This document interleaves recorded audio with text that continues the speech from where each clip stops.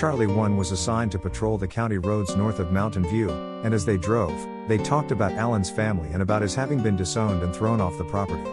It was a somber discussion, but then, Jane asked Alan about his siblings, his sisters, Barbara, Carrie, Deanna, and Elaine. The visit he had with Barbara back a couple of years ago. While they drove, they noted that the bar ditch seemed to be choked with weeds until they happened upon a spot where all the weeds were trampled down. They stopped and went to check this out. In the bar ditch, they found a hobo's camp. Seated on a small folding stool, they found an elderly man, lifeless eyes staring at a pot of hobo stew. His clothing was covered in blood, his throat had been cut. Jane called, Dispatch, 1043, investigating murder, need MV01, and CSI, Charlie 7, and Coroner. County Road 23, milepost 43. The dispatcher replied, 10-4. Charlie 1 taped off the crime scene and waited.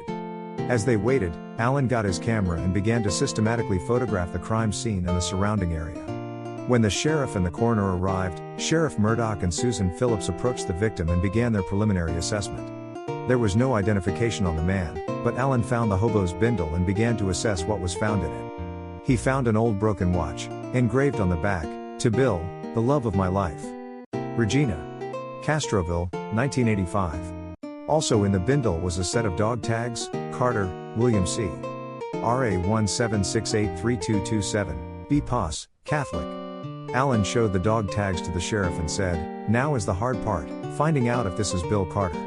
Sheriff Murdoch nodded, "We just need to call the Department of the Army and see if his records survived. We could also check out Castroville. See if we can find a Bill and Regina." Alan thought, "We could also check with the Catholic diocese around Castroville." The sheriff remarked, "Good idea. Have you got photos of the victim?" Alan answered, "Yes." Charlie 7 arrived, Jane joined Ty, and Amber joined Alan to become the CSI team for this murder. The sheriff directed Charlie 7 to block off the road and provide detour signs at the critical intersections. Next, Alan and Amber began examining the hobo camp and surrounding area for whatever evidence they could find, footprints, anything that might lead to the killer. Sheriff Murdoch called Charlie 3 and asked them to take 7 at the truck stop and be a presence to guard the waitresses during the lunch hour. Alan and Amber went over the crime scene with a fine-tooth comb, collecting whatever evidence they could find. Ty and Jane were sent to continue the patrol, and as they drove, they came upon someone walking in the bar ditch away from the crime scene. They stopped and approached the walker, and he began to run. Ty chased the person, and Jane followed in the patrol car. Ty overtook the runner and caught him up by the collar. The runner struggled to escape, but Ty cuffed him and forced him to sit. Then Ty and Jane brought the runner out of the ditch and put him in the back seat of the patrol car. The stink was overpowering, but Jane and Ty began to question the man. "Who are you?" Reply, "No one." Again, "Who are you?" Reply, "No one." Finally, Jane spoke to Ty, "Let's take him to Sheriff Murdoch." The runner, "No. I'm John Jones." Ty, "Well, John Jones, the sheriff will find out who you really are and why you were running away from the murder scene." The runner spoke, "Sheriff John Murdoch?" Jane, "Yeah, Sheriff John Murdoch." The runner, "I would like to speak with him."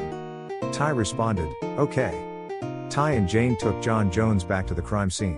Sheriff Murdoch walked over to the patrol car and stuck his head in the window. Seeing the man in the back seat, he said, "Well, Willie, what are you doing in there?"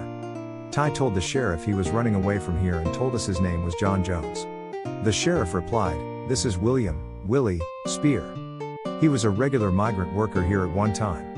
Willie, tell me what you know about what we found here." Willie replied, "I don't know." Jane turned and said, "Why were you running away from here?" He answered, "I saw the cop cars and just didn't want to get involved with the police." The sheriff asked, "Willie, why were you here in the first place?" Willie replied, "I came to see my old army buddy, Bill Carter." The sheriff told Ty to let Willie out and take him down to the victim to see if he could identify him. So Ty and Jane took Willie down to see the victim and asked if he knew who the victim was. Willie saw the body and did a back pedal. "That's my buddy, Bill Carter, Sergeant William Carter." And Willie began to cry, "We served honorably, and our country hates us. Aw, Bill, I'm sorry, but you're in a better place now." And Willie just knelt down and wept bitterly. Sheriff Murdoch took Willie's hand and helped him up. "Willie, I'm taking you home. You can shower, I'll give you some clean clothes, and we'll give you a decent meal and a warm place to sleep for a couple of days." Willie gave the sheriff a little smile. "Thanks, John, but that isn't necessary." I'll just be on my way. The sheriff replied, well, I could put you in my jail, you're a suspect and a flight risk. Willie returned, I don't want to be a bother, John. But your place would be better than jail. And I promise I won't try to run away. The sheriff called out, Susie, you bout done? She replied, yes, John, just have to wait for the wagon. The sheriff replied, okay. We'll wait for them. Alan, you and Amber about done? Amber replied, almost. But you and Susan can go, we'll wait for the wagon. It was almost 10 when Alan got home. Jane was walking out, she grabbed his arm and dragged him to the car, got to see Vi home. With that, they drove to their observation spot and waited. Finally, at 10:05, Vi and Frank came out of the truck stop's kitchen door, and they walked home together, waving to Jane and Alan. Jane took Alan in and served dinner. Afterward, they settled on the sofa and cuddled, did a little smooching, and then went to bed. Jane rolled to face Alan, darling, would you tell me about your relationship with Amber, please? Alan smiled at her, the sheriff hired this beautiful young woman to be a deputy here in Mountain View County and assigned me to be her training officer. She was right out of the police academy, she was our first female officer. She was eager, energetic, smart, and able to stand against the worst offenders here in the county. I've watched her take down a 6-foot, 250-pound man on several occasions. The sheriff assigned Amber to be my backup many times, and we have been on stakeouts together for many hours. We have grown close over these 13 years. After I was shot, the sheriff ordered her and me to work together until I was at full strength again. We found the body of Deborah Jean Lacey, and she began to vomit and have dry heaves. I held her close until she was back in control of herself. We vowed to be brother and sister that day. In our relationship, she is my sister, and I am her brother, we love each other as brother and sister. To answer your unasked question, could we ever be in a romantic relationship? I don't know, it would be easy, but she is Paul, and I have you. And we are very happy with this arrangement. Jane looked at Alan, I know we were both going to end it because we were cheated on. I will never cheat. Alan replied, I will never cheat. I love you, I need you. Then he growled, I want you, right now. The next morning, Alan and Amber went to the CSI lab and began their investigation. Ty and Jane were assigned to patrol Twin Peaks, Grace, and Whitemore, the other 3 towns in the county. The shortest route between Twin Peaks and Grace was County Road 3, and as they drove the gravel road, they saw what looked like a scarecrow lying alongside the road.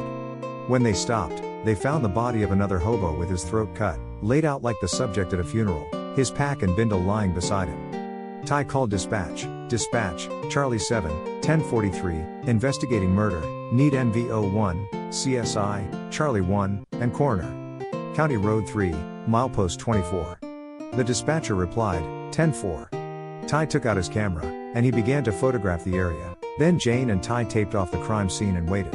Finally, Charlie 1, MV01, and the coroner arrived after about an hour. The sheriff had Charlie 7 put up detour signs around the crime scene.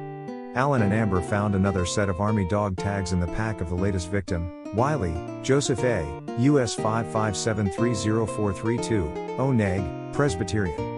The sheriff asked Ty to photograph the victim's face with a Polaroid camera to show Willie in an attempt to verify the victim's identity.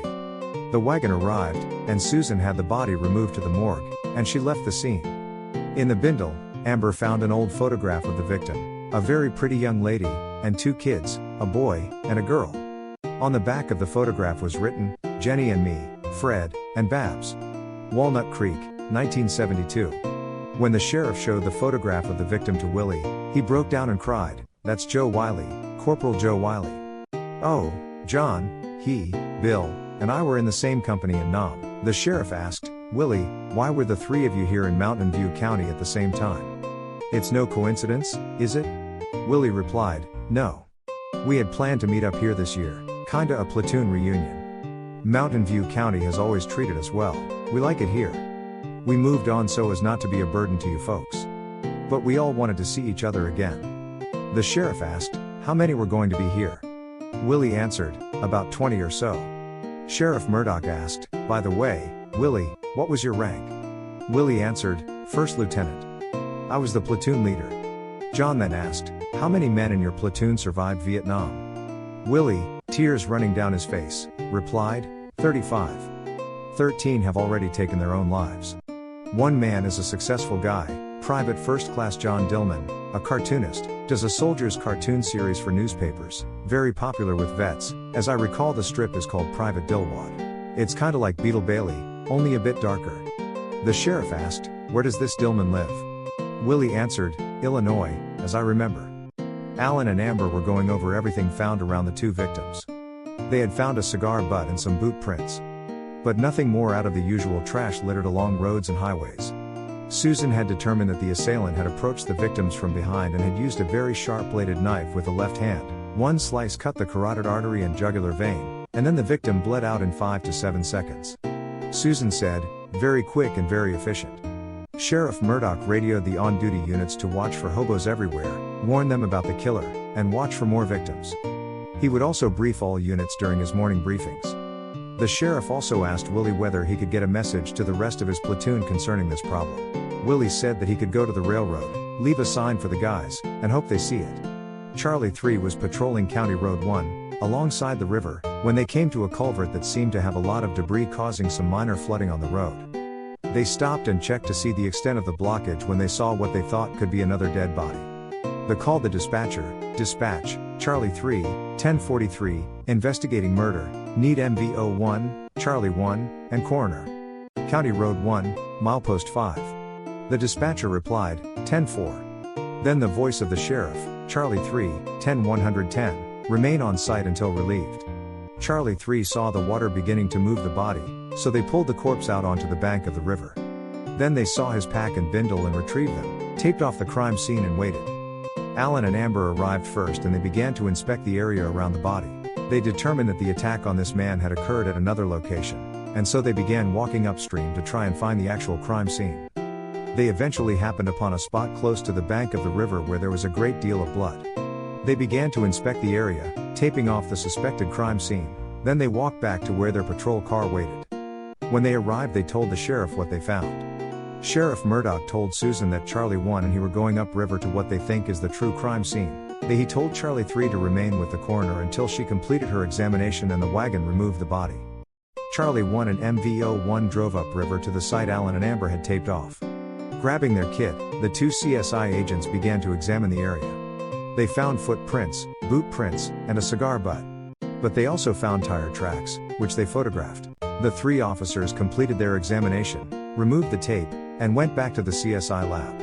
Amber began looking through the hobo's bindle and, again, found a set of Army dog tags, Curtis, Jordan F.